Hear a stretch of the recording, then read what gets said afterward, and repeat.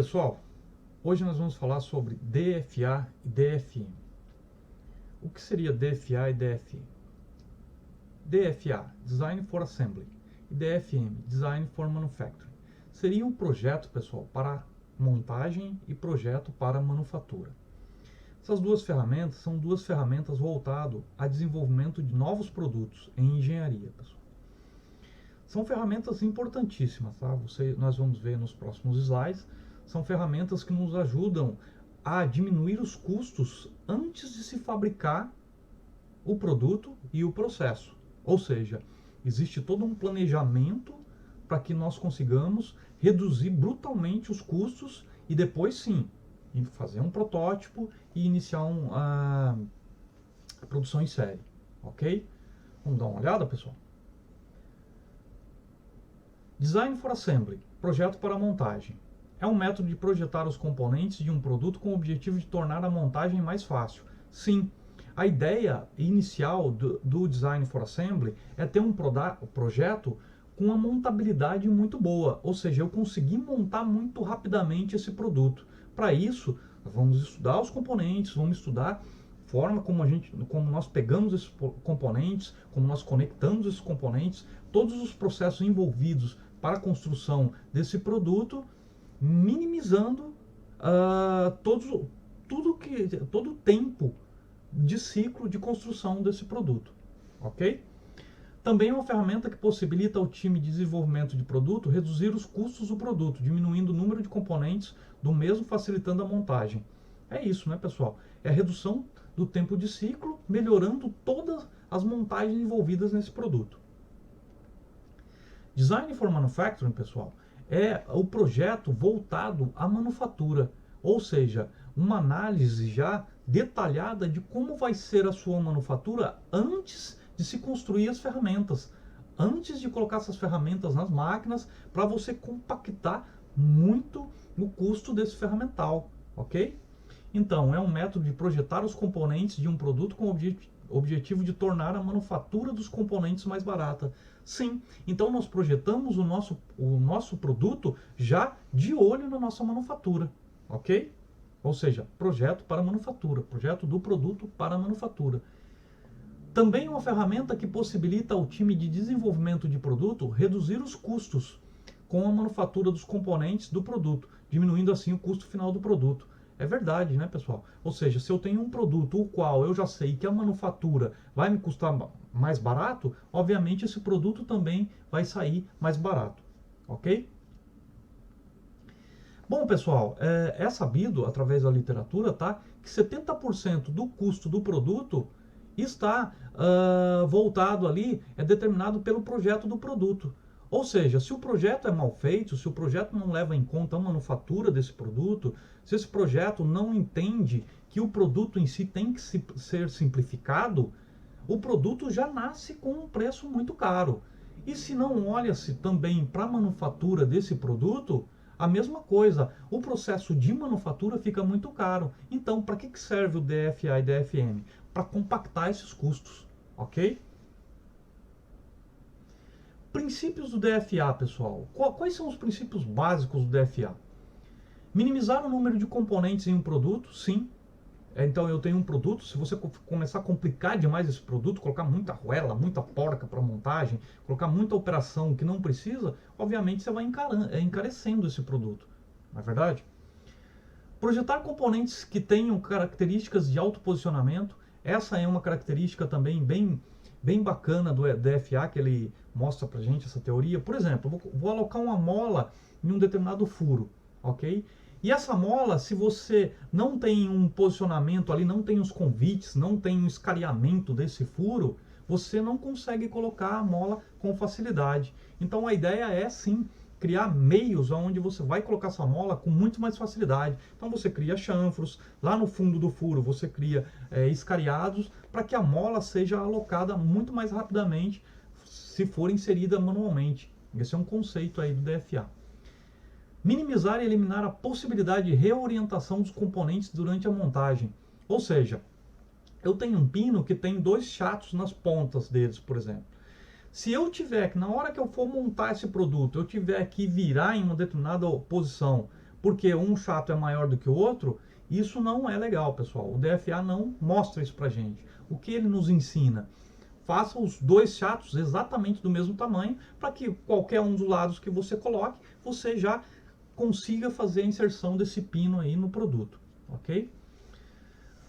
Projetar componentes para substituição. Por exemplo, você usa ali uma conexão onde vai um anel O-ring ali para fixar um determinado eixo. Então, esse anel, com o tempo, ele se desgasta ou tem algum problema. Você pode, ao longo do tempo, trocar esse anel. Então, você vai lá, tira esse anel e substitui por um outro novinho e o sistema volta a ficar ajustado como sempre foi. Isso é uma coisa bem bacana, ou seja, você projetar já sabendo que você pode substituir peças que têm maior desgaste. Ok? Manipulação fácil e inserção. Padronizar componentes como parafusos, arruelas, porcas para se utilizar a menor variedade possível destes. Você tem, por exemplo, num produto 5, 7, 8 tipos de arruelas, de porcas, de parafusos diferentes. Não é legal. O ideal é você minimizar isso. Eu tenho um tipo de porca, um tipo de parafuso, e você, com esse tipo de parafuso, você utiliza em todos os furos do seu produto. Isso é muito bacana. Isso, se não for mais fácil também, substituir essas operações, né, de porca e parafuso por outras operações, como solda. Então, são operações que sejam mais baratas, tá bom? Incentivar a modulação. O que seria isso, né, pessoal? É a mesma ideia do Lego. Ou seja, você poder construir um produto onde você tem já os módulos construídos. Um sistema modular. Isso é muito bacana também aplicado ao desenvolvimento de produtos. Projetar bases que possam servir para outros produtos, também exatamente igual ao Lego, né? O Lego também tem aquelas bases onde você consegue trabalhar e utilizar essa base para várias montagens. Esse conceito é trazido aqui para o DFA também. Projetar componentes simétricos para inserção, então foi exatamente o exemplo que eu dei para vocês aí do pino com os dois chatos na ponta, tá bom? Então aqui, né, pessoal, nós temos exatamente um exemplo aí de um produto que foi projetado com muitas porcas, muitos parafusos. Então isso demanda várias montagens, vários apertos de parafuso, várias localizações aí dos parafusos, não é verdade? Bom, nesse exemplo aqui, na sequência, nós vimos que o produto em si já foi bem mais simplificado, né?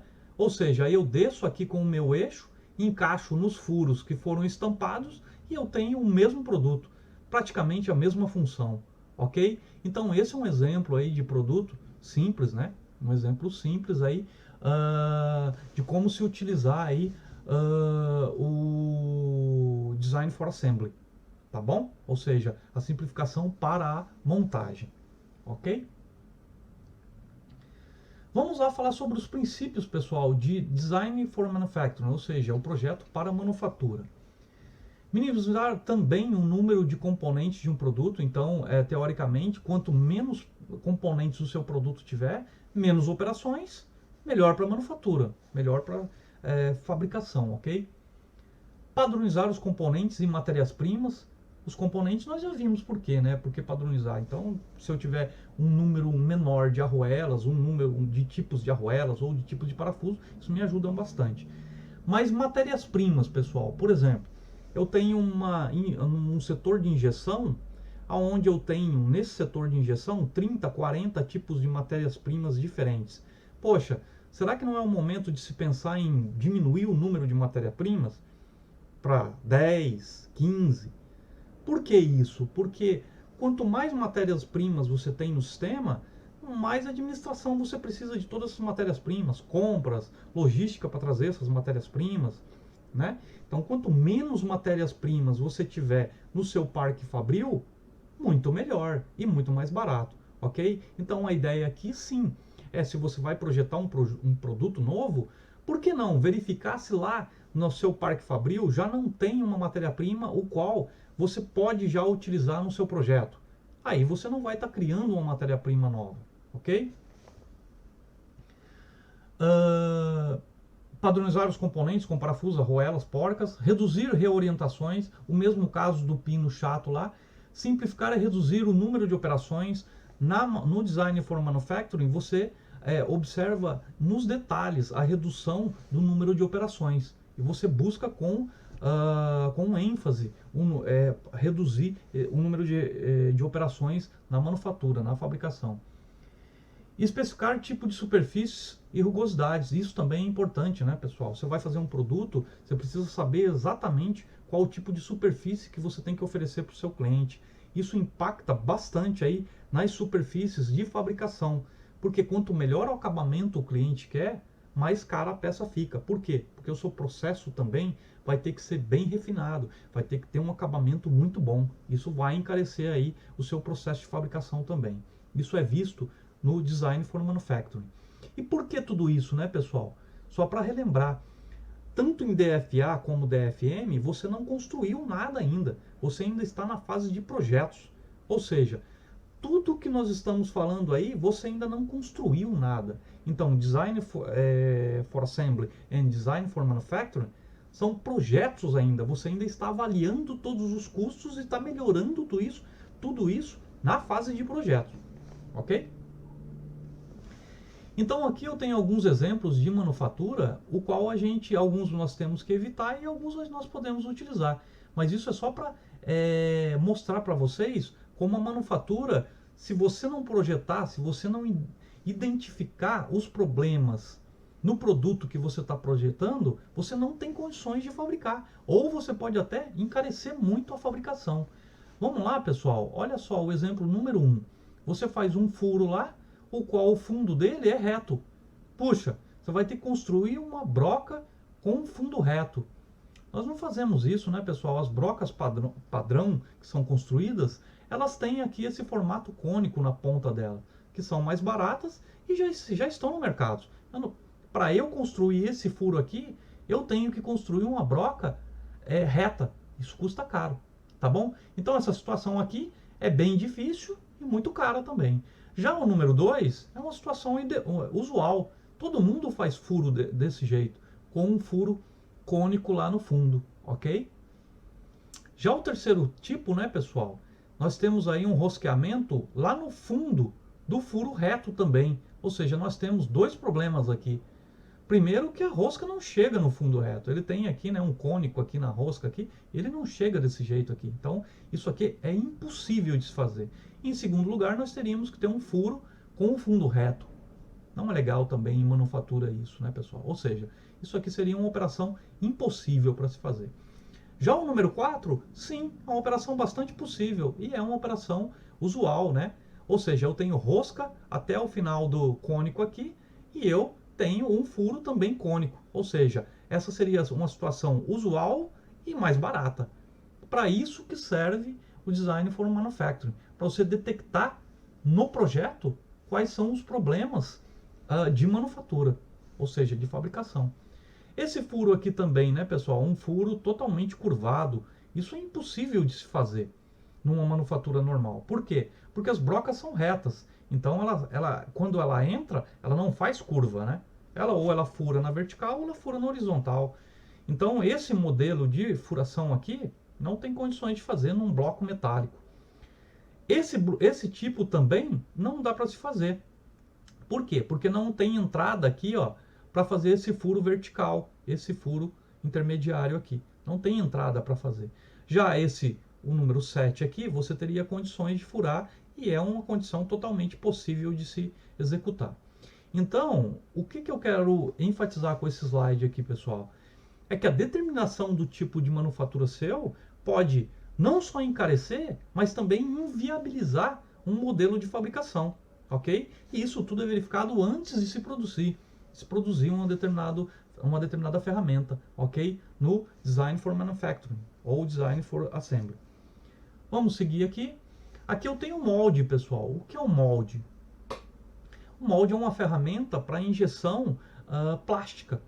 Ou seja, eu tenho uma matéria-prima, vou fundir essa matéria-prima plástica, transformar ela em líquido e vou transformar esse líquido em peças plásticas, peças injetadas, ok? Para isso precisa dessa ferramenta chamada molde. Muito bem. E aqui, nesse quadro amarelo, nós temos aqui o seguinte aviso. Os custos finais de um produto são determinados pela melhor escolha de manufatura dos ferramentais, que são determinados pelo DFM, Design for Manufacturing. Ok, eu peguei aqui o molde para exemplificar para vocês como algumas determinações, por exemplo, da ferramenta, o qual faz parte dos equipamentos, né, que são construídos para fazer esse produto, impactam no custo dessa ferramenta. Por exemplo, o tamanho do molde em função da capacidade da máquina de injeção. Quanto maior o molde, pessoal, mais caro esse molde é, ok? Quanto menor o molde, mais barato ele é. Número de cavidades por injetada. Se eu quero injetar 16 peças por molde, provavelmente esse molde fique também mais caro. Se eu quero injetar 2 cavidades, 2 peças por ciclo, esse molde vai ficar mais barato. Ou seja, por aí já dá para ver que o tamanho e o número de cavidades já deixam o preço do meu molde, do meu equipamento mais caro ou mais barato. Portanto, eu tenho que pensar nessas características no molde que eu vou construir, ok? Número de cavidade, volume de cada cavidade e acabamento. Se eu tenho um volume de uma cavidade muito grande, o meu molde vai ficar mais caro. Se eu tenho um volume menor, esse meu molde vai ficar mais barato, ok? O acabamento também que eu preciso interno dessas cavidades será um acabamento mais fino, a superfície tem que ser melhor acabada. Para injetar essa peça, esse molde também vai ficar mais caro. Eu tenho que pensar isso aonde? No DFA e no DFM, ou seja, antes de se construir. Tipo de extração da peça, pessoal, também impacta no custo do molde. Tempo de ciclo de cada injetada, se o meu ciclo é menor ou maior, quanto menor o meu ciclo, mais caro o meu molde vai ficar também. Tipo de material a ser injetado.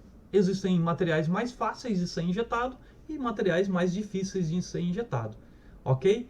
Então, o que nós entendemos aqui, pessoal? Que a análise do meu processo, ela é fundamental para a determinação dos custos do meu produto final. Aqui eu tenho algumas fórmulas, né, que determinam os custos com relação à cavidade, com relação ao tamanho do molde, e esse cálculo desses custos são direcionados ao processo de injeção. Aí você pode se perguntar, poxa, mas então o DFA e DFM só serve para injeção? Não, para todos os processos. Processos de usinagem, processos de fabricação de PCB, são placas de circuito impresso, processos de, em geral, os quais você pode pensar no produto e no processo antes de se produzir esses ferramentais, ok? Então aqui eu mostro para você esses custos aqui que impactam na fabricação, e esses custos também existem para outros processos, tá bom? E aqui, pessoal, finalizando, eu vou mostrar esse fluxograma aqui para vocês de como que é feito essa sistemática de melhoria do projeto, né? Antes de se construir, de uma forma um pouco mais metodológica, ok? Então, nós temos aqui o projeto do conceito do produto. Até aqui, o produto ainda está nascendo, ok? Já entra o DFA, o Design for Assembly. Ou seja, aqui eu começo a explorar como eu vou montar esse produto, como esse produto tem que ser para eu montar da forma mais fácil possível, ok? Aí, eu busco por melhorias de custo na estrutura do produto e melhorias de montabilidade. Sim, nesse momento eu estou eliminando todas as operações que não agregam valor, e eu estou buscando melhorias para se montar mais rápido esse produto, e eu fico nesse ciclo, né, pessoal? Eu fico nesse ciclo aqui até eu entender que eu tenho um produto com uma montabilidade e um custo adequado. Quando eu chego nesse produto adequado, eu passo para seleção de materiais e processos para estimativa de custo com aplicação parcial do DFM. Aqui eu já começo a analisar a minha manufatura, como ela vai ser. Ou seja, eu já começo a enxugar também a minha manufatura, ok? Aí eu busco por melhorias de custos nos materiais e processos eu começo a enxugar, né? Ou seja, padronizar as matérias-primas, olhar para a minha manufatura, poxa, é um molde pequeno, um molde grande, um molde com 2 cavidades, com 3 cavidades, eu entro no detalhe do projeto desses ferramentais, ok? E vou diminuindo os custos também. Quando eu chego já numa definição bem bacana aí do meu produto, aí eu já tenho uma definição do melhor conceito de produto possível, ok? Com essa melhor definição de conceito de produto possível, aí sim eu entro a fundo no DFM, aplicação de ferramenta a todos os componentes do produto, obtendo o melhor custo. E aí eu detalho todo o meu projeto de manufatura, pessoal. Ou seja, depois que eu já tenho um produto totalmente enxuto em termos de custo e montabilidade, eu passo a avaliar totalmente a minha manufatura, ok? E enxugar totalmente a minha manufatura. Lembrando, sendo até um pouco repetitivo, que até aí eu não tenho nada construído. Ou seja, meus custos estão sendo compactados, mas eu não construí nada ainda. É tudo fase de projeto, ok? Quando eu vejo que o meu produto está já numa condição conceitual ideal, eu faço a construção do meu protótipo. Essa construção do protótipo vai, na verdade, confirmar tudo aquilo que eu fiz no meu projeto de DFA e DFM.